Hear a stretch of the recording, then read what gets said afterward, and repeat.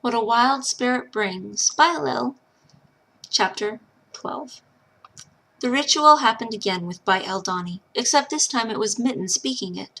Once inside, the power bid Lil rise and come to her as soon as the door closed. Lil obeyed quickly. Take this letter. I had the winds carry word to and from Andara yesterday. It is from the Queen Mornay. I have also considered your proposal and decided against it. It is just too dangerous for you to be alone in the wilder, especially knowing that you are Andrew royalty. I am sure that, though she might try to kill you in the end, if she didn't get to meet you, there'd be no end to Mornay's ranting. I am not alone in the wilder. A wild one Blaxian is teaching me within, though it is frowned upon usually. An exception has been made in my case. The power pierced through Lil's eyes with her own into the depths of her, searching for untruth and doubt. Lil fought doubt, but was proud of her honesty. The power had to help them bring that king out of his defenses. She just had to.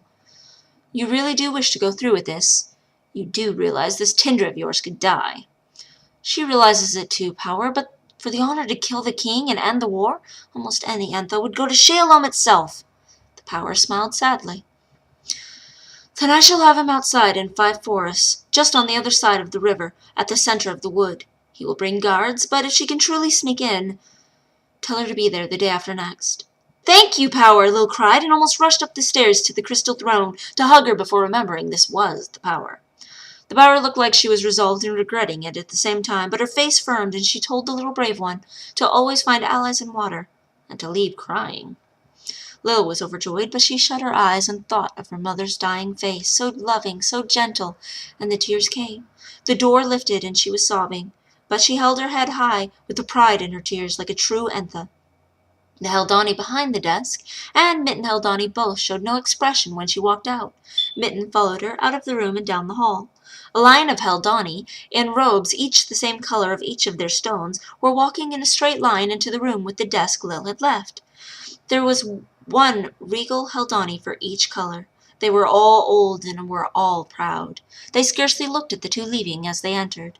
Lil peeked back to see them entering the room with the rainbow doors. Maybe they were the leaders of the colors for the Haldani, and that was the room for them to meet in and discuss issues.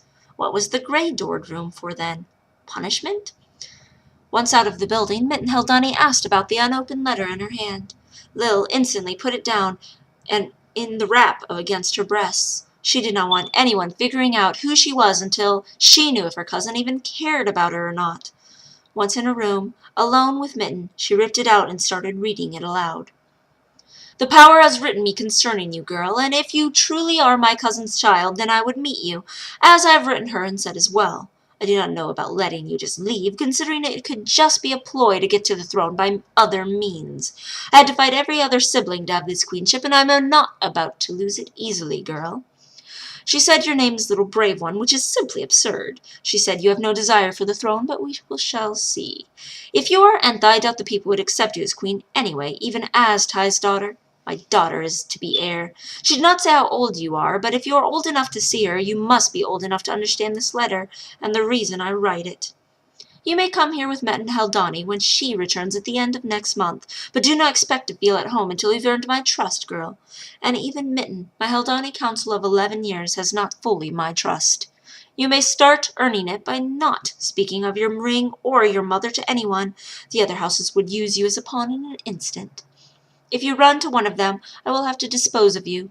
If you run away, I will have you hunted down. If you are a liar, you will be tortured to death. So, stay where you are and be safe, or come here and find perhaps something worse, or perhaps home. Your choice. Mornay Dentinu, Queen of Andrus. Light, Lil gasped after she finished reading. I told you she has a temper. At least she will see you. Light, she reminds me of Demeen. What is Demeen to you, honestly? Nothing, according to her now.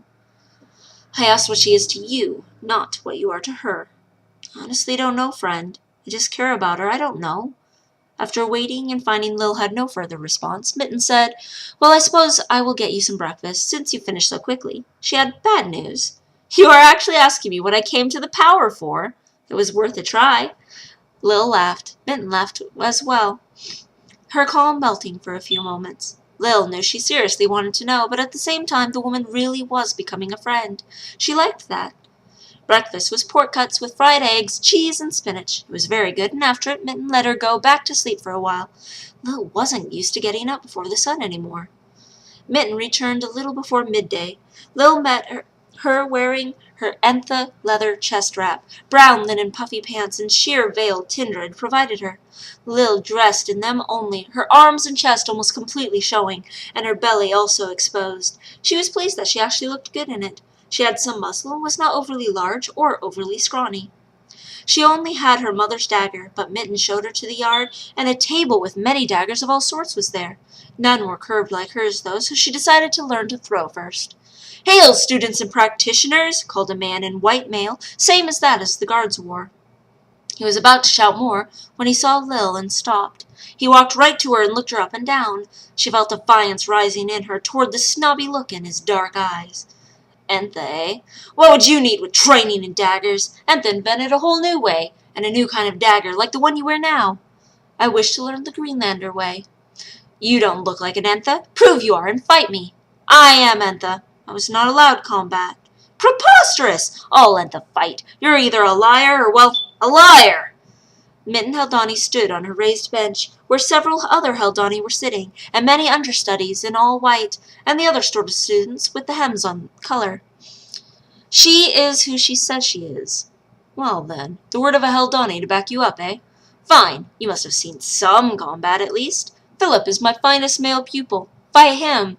And if I refuse, then I don't teach you." Lil wanted to hit the man and knock that smirk off his face. Instead, she solemnly nodded, and a young man without a shirt stepped forward, pulling out a long, straight dagger and holding it lightly in his hand, then tossing it from one hand to the other while grinning wickedly. He was eager to fight.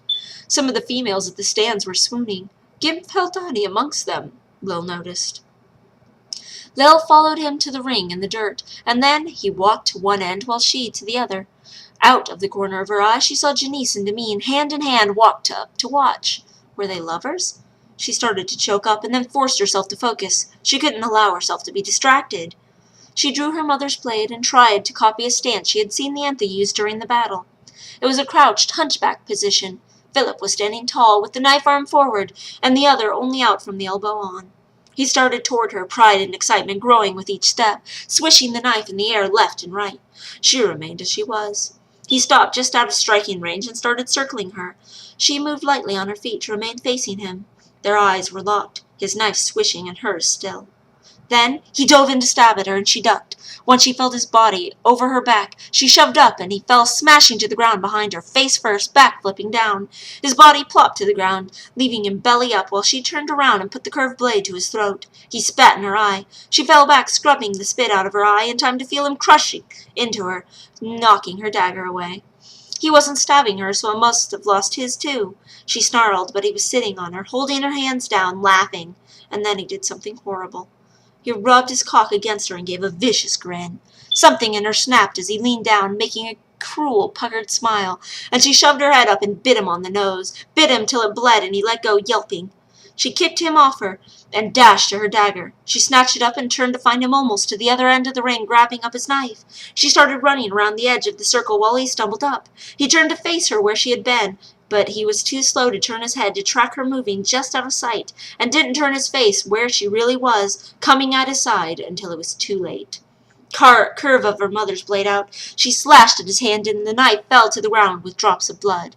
He tried to dodge, but she had victory scent in her nostrils, and his vulgar grin was now fear. She slashed him in the shin while faking with her other hand that she was pulling another blade toward his head.